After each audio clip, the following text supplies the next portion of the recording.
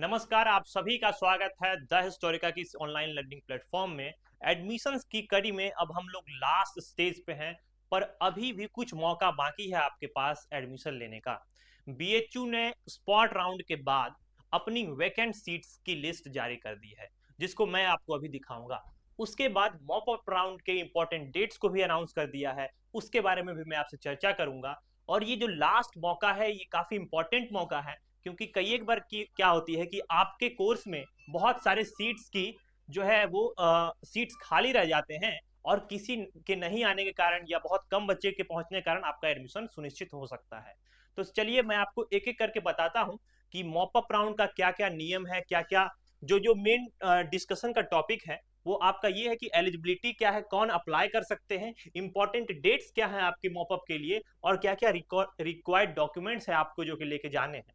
ठीक है, तो सबसे पहले एलिजिबिलिटी की मैं बात करूं तो एलिजिबल मॉपअप राउंड के लिए वो लोग हैं जिन्होंने किसी कोर्स में इनरोल किया, किसी कोर्स के लिए पेमेंट किया और विड्रॉ कर लिया था। ठीक है, वो लोग, और दूसरे वो लोग जो कि रजिस्ट्रेशन कर लिए थे बीएचयू के लिए, बट उनको अभी तक कोई भी सीट अलॉट नहीं हुआ है, उनके लिए ये एलिजिबल है मॉपअप राउंड में अप्लाई करना। ठीक है, मॉपअप राउंड में अप्लाई कैसे करना है, इन सब के बारे में हम अभी डिटेल से जानकारी प्राप्त करेंगे। चलिए आइए शुरू करते हैं शुरू से। सबसे पहले अगर आप देखेंगे तो आप जैसे ही यहाँ पे जाएंगे आपको क्या होगा कि पहला जो मॉपअप राउंड के लेकर नोटिफिकेशन आया था वो ये था आपका। ठीक है, कि मॉपअप राउंड क्या है कि जो भी वैकेंट सीट्स हैं उनको फिल करने के लिए यूनिवर्सिटी ने डिसाइड किया है, और उसके बाद जितने भी आपकी सीट्स हैं उसको फिल करने के लिए आपके पास क्या है कि 2 तारीख तक विड्रॉ का लास्ट ऑप्शन था। अगर आपको दिख नहीं रहा होगा, मैं एक बार ब्राइटनेस कम कर देता हूं थोड़ी सी।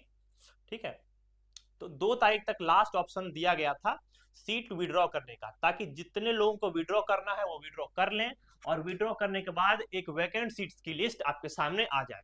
ठीक है, उसके बाद क्या है कि आपके जीडीपीआई और सारे कोर्स के लिए अवेलेबल है, उनका लिस्ट आपको दिया जाएगा। केवल एक ही राउंड होगा सीट अलॉटमेंट का मोपअप में, इसमें कोई भी ऑनलाइन रजिस्ट्रेशन नहीं होगा, डायरेक्ट आपको ऑफलाइन आपके डिपार्टमेंट में जाके आपको रिपोर्ट करना है with the all necessary documents. क्या क्या डॉक्यूमेंट्स हैं मैं आपको अभी बताऊंगा। ठीक है, ये देखिए जो भी है, जिनके पास भी कोई भी सीट अभी होल्ड नहीं कर रहे हैं बीएचयू में, केवल वही इसके लिए एलिजिबल है, ये आपको बताया गया था। ठीक है, और एक कैंडिडेट केवल और केवल एक ही प्रोग्राम के लिए अप्लाई करेंगे मॉपअप राउंड में। अगर ऐसा नहीं है, एक से ज्यादा में ट्राई करेंगे तो आपको मतलब कि कुछ भी आपके साथ लीगल कार्रवाई की जा सकती है। उसके बाद एक इंपॉर्टेंट जानकारी ये है कि आपको एक डीडी बना लेना है, 2,000 रुपए का डीडी बनाना है, डिमांड ड्राफ्ट बनाना है। डिमांड ड्राफ्ट आपके रिस्पेक्टिव बैंक से बनता है, वहां जाके आपको ये बनवाना होता है। 6 तारीख और 8 तारीख, ये 2 डेट्स आपको दिए गए हैं। पहले ये सारे डेट्स दिए गए थे आपको, बट बाद में क्या है कि बाद में जो है आपको रिवाइज डेट आपको दिया गया। रिवाइज डेट में क्या है कि आपको 4 तारीख तक आपका ऑप्शन, 4 तारीख तक वैकेंट सीट्स का आपको डिक्लेरेशन होगा, जो कि अभी मैं आपको दिखाऊंगा वैकेंट सीट्स क्या क्या है। फिर फिजिकल रिपोर्टिंग करना है आपको 6 तारीख को और 8 तारीख को। 6 तारीख को और 8 तारीख को 2 दिन आप फिजिकल रिपोर्टिंग कर सकते हैं। कोशिश कीजिए कि 6 तारीख को यानी कि कल ही जाके रिपोर्ट कीजिए सारे डॉक्यूमेंट्स को प्रिपेयर करने के साथ। ठीक है, 6 तारीख को आपको 10 बजे से लेकर 4 बजे तक रिपोर्ट करना है, और उसके बाद फिर मैरिट डिक्लेरेशन होगा, और मैरिट डिक्लेरेशन करके आपके पोर्टल पे वो दिखना शुरू होगा। और लास्ट जो फी लिंक है आपके कोर्स का, वो आपको 12 तारीख से दिखने लगेगा आपके पोर्टल पे मॉपअप राउंड के लिए। ठीक है, ये सारा चीज था। और फी पेमेंट कब करना है, जैसे ही 12 तारीख को आपके पोर्टल पे फी पेमेंट का ऑप्शन आता है, विद इन 48 आवर्स आपको मौका दिया जाएगा फी पेमेंट करने का। ठीक है, तो इतना सारा चीजें आपके लिए था। अब क्या क्या इंपॉर्टेंट बात है, तो भाई वेकेंट सीट्स क्या है, कहां से मिलेंगे, इसको देख लीजिए। जैसे ही आप बीएचयू एसी सर्च करते हैं, आपके सामने जो पहला वेबसाइट आता है उस पर क्लिक करेंगे, उस पर जाके एडमिशन वाले पोर्टल पे आप जाएंगे तो यहाँ पे आपको दिखेगा कि PG vacant seat status for mop up round. इस पे क्लिक करेंगे, आपको वैकेंट सीट्स की लिस्ट आपके सामने इस तरीके से आ जाएगी। अपने अपने कोर्स का आप एक बार देख लीजिए कि आपको वैकेंट सीट की लिस्ट आपको दिख रही है या नहीं दिख रही है। ठीक है, थोड़ा सा इसमें ब्राइटनेस के कारण कम दिख रहा है, लीजिए अब आपके लिए दिख रहा होगा। ठीक है, आप इसमें जाके देख लीजिए, जैसे कि मैं एग्जांपल के तौर पे दिखाऊं तो बीएड की ये सारी सीट्स, जैसे कि एक सीट खाली है आपका यूआर में, ठीक है। फिर आपका यहाँ पे देखिए कि एक सीट और खाली है यहाँ पे स्पेशल एजुकेशन में, डिपार्टमेंट ऑफ एजुकेशन में। फिर आपको देखेंगे बैचलर ऑफ लॉ में काफी सारी सीट्स खाली हैं, 6 सीट्स खाली है आपका रेगुलर में, और 4 सीट खाली है आपका पेड में यूआर में। फिर 2 सीट एससी में, 2 सीट एसटी में, 1 सीट ईडब्ल्यूएस में और 1 सीट ओबीसी में। ये सारी सीट्स खाली हैं। एलएलबी की मैं बात कर रहा हूँ, ठीक है, इसको जाके आप चेक कर सकते हैं। इसके अलावा और भी काफी सारी कोर्सेज हैं, उसमें भी आप जाके देख सकते हैं उनको ठीक है। तो ये सारा जाके आप लिस्ट पे चेक कर लीजिए। और इसके बाद आपको क्या करना है कि आपका जो ये फर्स्ट डे वाला फॉर्म था, फर्स्ट डे वाला जो आपको फॉर्म था, उसी पे आपको यहाँ पे एक फॉर्म दिया गया है, इसको आपको फिल करना है और इसी को फिल करके आपको जाना है, ठीक। ये आपको कहाँ मिलेगा, तो ये आप जैसे ही इस पे आएंगे, इस पे आपको यहाँ पे नीचे जाना होगा और PG admission mop up round notification and form 2025 पे क्लिक करेंगे, आपको ये फॉर्म दिख जाएगा। ये सारे जो इंपॉर्टेंट डेट्स आपको दिख रहे हैं, ये रिवाइज्ड होके आपका ये डेट आ गया है। रिवाइज में एक बार फिर से मैं डेट बताता हूँ, ये सारे, ठीक। अब क्या क्या रिक्वायर्ड डॉक्यूमेंट्स हैं वो आपको कहाँ से मिल जाएगा, तो वो आप यहाँ से सर्च कर लें, BHU CUET PG, ठीक है, 2025। ये जैसे ही आप सर्च करते हैं तो CUET समर्थ पोर्टल आपके सामने आएगा।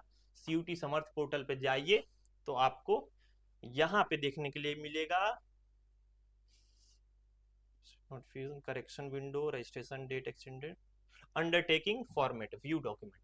अंडरटेकिंग फॉर्मेट में आप जाएंगे तो ये आपके लिए एक अंडरटेकिंग है, ठीक है। अच्छा, ये अंडरटेकिंग है, अगर कुछ आप नहीं जमा करते हैं उसके लिए। इसके अलावा एक और होना चाहिए, कैप वी का है ये। एक सेकेंड आप रुक जाएंगे, इसी में से कहीं आपको दिखने के लिए मिलता है, आई थिंक ऑप्शन।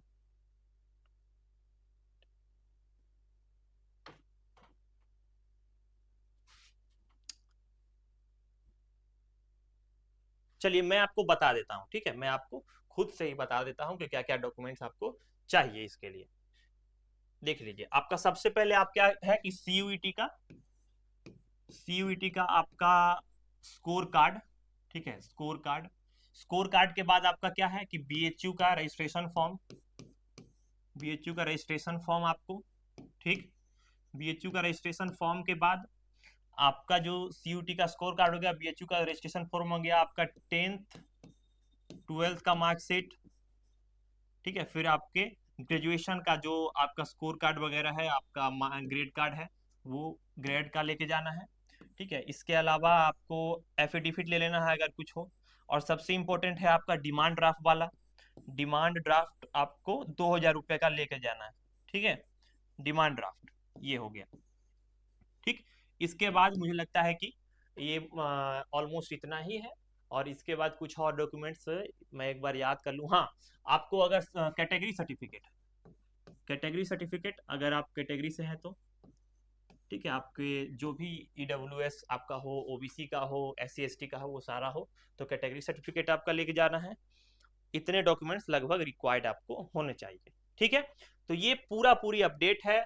और इसके अलावा आप जो भी अगर कुछ क्वेश्चन है तो कमेंट बॉक्स में पूछें, आपके पास ज़्यादा टाइम नहीं है, कल तक आपके पास मौका है कि आप क्या करें, इन सारे डॉक्यूमेंट्स को तैयार करें और लेके जाएं।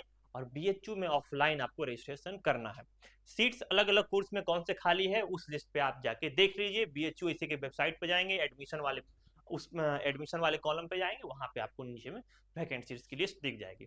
जानकारी कैसी लगी, ये लास्ट समय में भी हम आपको ये जानकारी पहुंचा रहे हैं, कैसी लगी ये जानकारी बताना मत भूलिए कमेंट बॉक्स में। कुछ क्वेश्चन हो तो जरूर पूछिए। बहुत बहुत धन्यवाद। इसी तरीके से द हिस्टोरिका से जुड़े रहिए।